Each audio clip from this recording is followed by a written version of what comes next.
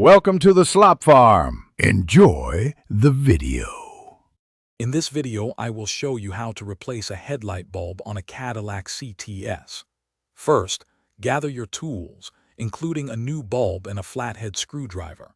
Make sure your vehicle is completely off and the engine has cooled down to prevent burns.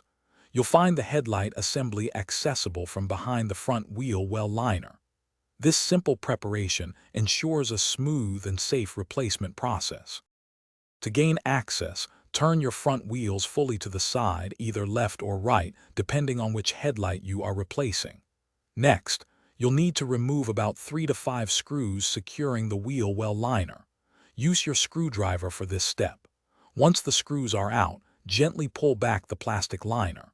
This will reveal the back of the headlight assembly, giving you the space needed to work.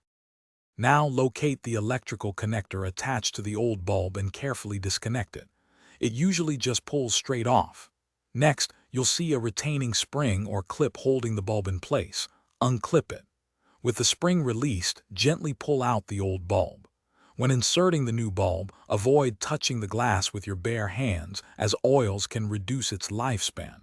Secure it with the retaining spring.